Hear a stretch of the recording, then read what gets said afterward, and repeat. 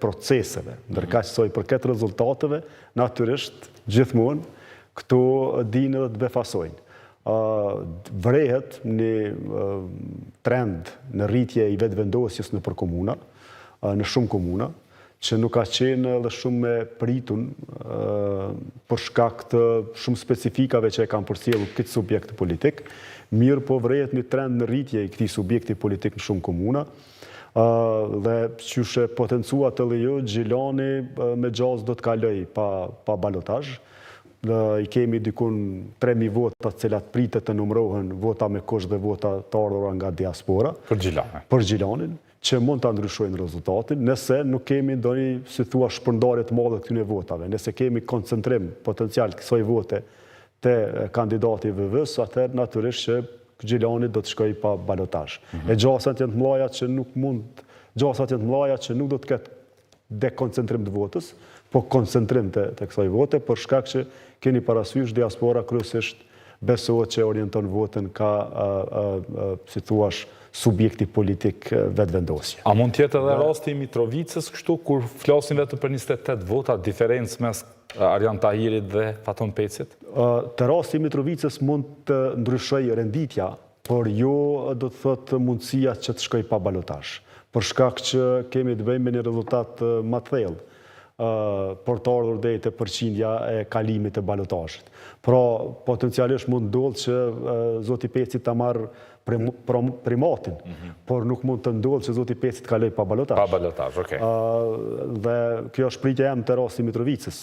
Ndërkaq keni parasysh vetëvendosja përveç në Gjilan, është një subjekt politik i cili potencialisht mund të dalë fitus edhe në fushë Kosovë, në Kaçani, Kobiliq, dhe ma vonë mund të diskutojmë edhe specifikat që një subjekt i tillë politik mund vijë edhe në pushtet edhe në kryeqytet. Mirë, mbase pse jo të le të flasim pak për kryeqytetin, kur shohim edhe kryeqyteti ka një diferencë shumë të vogël, për shkak edhe të numrit madh votuesve që ka në krahasim me qendrat e tjera, pra vetëm 700 vota më shumë se Hajrullah Qeku ka përparim Rama. Ndërkohë që kur shohim tash atë hartën e Prishtinës, se ku është votuar, shohim edhe ndryshime, shohim zonat rurale që më shumë kanë favorizuar LDK-n, shohim edhe brenda qytetit se si lagjet caktuara kanë votuar më shumë Hajrullah Qekun, po përparim Ramën në disa raste, por edhe Uran Ismaili. Si e shihni ju këtë dhe çfarë mund të ndikojë kjo në balotazh? Por nana të ky i treti te Uran Ismaili duhet të kijet parasysh që puna e Uran Ismailit, qasja e tij, aktiviteti, programi, ndoshta edhe imazhi, kanë bërë që ta maksimalizoj votën e PDK-s në Prishtinë. Pra, PDK-ja, si subjekt politik, ka pasur raste kur me kandidatët që i ka propozuar për kryeqytet, nuk ka mundur të marrë më shumë se 6.000 vota. Ta zonë zoti Qeku, Agim Qeku ka qenë njëri prej tyre, që nuk ka arritur të marrë më shumë se 6.000 vota. Por në përgjithësi, mesatarja e votave që e ka tërhequr, do të thotë PDK-ja në Prishtinë, ka qenë rreth 16.000. Ndërkaq tani po flasim për një pothuajse dyfishim të kësaj vote në Prishtinë nga PDK-ja, e që nuk është dyfishimi i PDK-s, por është dyfishimi i zotit Ismaili, i qasjes tina, i kulturës tina dhe i programit. Dikush do ju thoshte ju, zoti Saliu, që nëse është partia si parti në Prishtinë ka fituar më shumë vota se zoti Uran Ismaili. Pse nuk qëndron e kundërta e asaj që thani ju? Jo, mund të aludohet edhe në këtë tezë. Pra, mund të aludohet edhe në këtë tezë, por unë besoj që është e kundërta. Unë besoj që ka qenë programi dhe qasja e zotit Ismaili që e ka maksimalizuar votën e PDK-s në Prishtinë dhe jo e kundërta. Tani, në pyetje është kush do ta marrë këtë votë, cilën nuk mund të ta kapitalizoj zoti Ismaili. Dhe nuk janë pak vota, janë afro 28.000 vota, cilat janë në pyetje, dhe do të varet shumë, do thotë, nga ajo se si PDK-ja do ta dërgoj mesazhin tek votuesit potencial. Sepse unë besoj a mund ta mbajt fshehur, për shembull, e dim që zakonisht e ka mbajt fshehur. Zakonisht.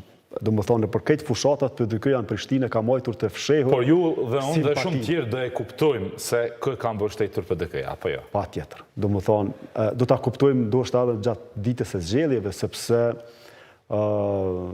PDK-ja ndonë se ka majtur fshehtë, po them kushtimisht nga mediat, nga opinioni, nuk e ka majtur fshehtë në strukturat e saj. Pra, mrena strukturave të saj... Se s'ka kuptim, se pastaj nuk do të orientohet vota nëse ma. Patjetër. Pra, aja ka punu me strukturat të saj, dhe në strukturat të saj ka dhonë direktivat se kush duhet mbështetet. Dhe këto direktiva kanë qenë edhe në 2013, edhe në 2017, por edhe në 2021. Dhe në fakt nuk është e gabueshme të thuhet që PDK-ja ka përcaktu fituesin Prishtinë nga 2013 e tuti. Dhe kjo mund ndodhë dhe tani.